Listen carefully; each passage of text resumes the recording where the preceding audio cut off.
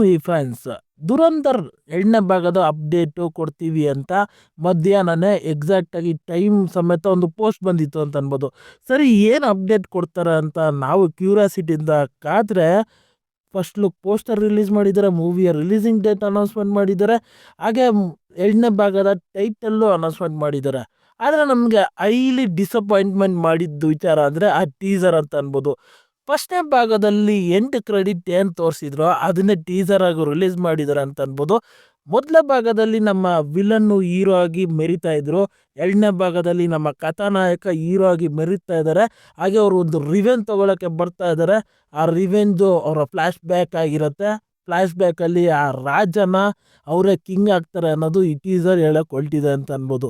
ನನಗೆ ಇಂಟ್ರೆಸ್ಟಿಂಗ್ ಅನಿಸಿದ ವಿಚಾರ ಅಂದರೆ ಫಸ್ಟ್ನೇ ಭಾಗ ಬರೀ ಹಿಂದಿ ಲ್ಯಾಂಗ್ವೇಜಲ್ಲಿ ಮಾತ್ರ ರಿಲೀಸ್ ಆಗಿತ್ತು. 2ನೇ ಭಾಗನ ಪ್ಯಾನ್ ಇಂಡಿಯಾ ಲೆವೆಲಲ್ಲಿ ರಿಲೀಸ್ ಮಾಡ್ತಾ ಇದ್ದಾರೆ. ಹಾಗೆ ಎಲ್ಲ ಲ್ಯಾಂಗ್ವೇಜಲ್ಲೂ ಅಟ್ ಎ ಟೈಮ್ ಟೀಸರ್ನ ರಿಲೀಸ್ ಮಾಡಿದ್ರು. ನೋಡೋದಕ್ಕೆ ಚೆನ್ನಾಗಿತ್ತು ಅಂತ ಅನಿಸ್ತು ನನಗೆ. ಹಾಗೆ ಇದರಲ್ಲಿ ಮಾತು ಅದಿದ್ದು ವಿಚಾರ ಏನಂದರೆ ಟೀಸರಲ್ಲಿ ಒಂದೇ ಡೈಲಾಗ್ಸ್ ಇರೋದು, ಅದನ್ನೇ ಸಖತ್ ಪಂಚಿಯಾಗಿ ತೊಗೊಂಡಿದ್ದಾರೆ ಅಂತ ಅನ್ಬೋದು.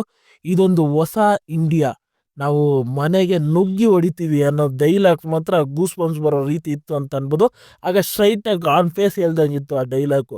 ಅದೇ ರೀತಿ ಈ ಮೂವಿಗೆ ಸರ್ಟಿಫಿಕೇಟ್ ಸಿಕ್ಕಿದೆ ಅಂತ ಅನ್ಬೋದು. ಈ ಮೂವಿಯ ಟೈಟಲ್ ಹೆಸರು ದುರಂಧರ್ ದ ರಿವೆಂಜ್. ಈ 2ನೇ ಭಾಗದಲ್ಲಿ ವಿಲನ್ ಯಾರು, ಆ ವಿಲನ್ನ ಎಲ್ಲೂ ಟೀಸರಲ್ಲಿ ನಮಗೆ ಬಿಟ್ಕೊಟ್ಟಿಲ್ಲ. ಅದು ಮೂವಿಯ ಒಂದು ಕ್ಯೂರಿಯಾಸಿಟಿನ ಕಾದಿರಿಸ್ಕೊಳ್ಳುತ್ತೆ ಅಂತ ಅನ್ಬೋದು.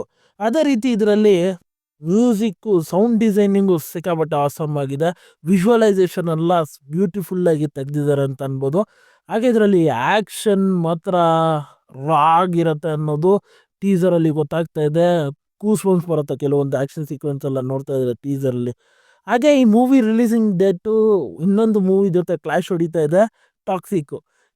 ಈ ದುರಂಧರು ಟಾಕ್ಸಿಕ್ಕು ಎರಡರಲ್ಲಿ ಯಾವುದು ವಿನ್ ಆಗುತ್ತೆ ಅನ್ನೋದು ನನಗೂ ಕ್ಯೂರಿಯಾಸಿಟಿ ಇದೆ. ಹಾಗೆ ಮೂವಿ ರಿಲೀಸಿಂಗ್ ಡೇಟು ಇದೆ 19ನೇ ತಾರೀಕು ಮಾರ್ಚ್ 2026 ರಿಲೀಸ್ ಆಗ್ತಾ ಇದೆ.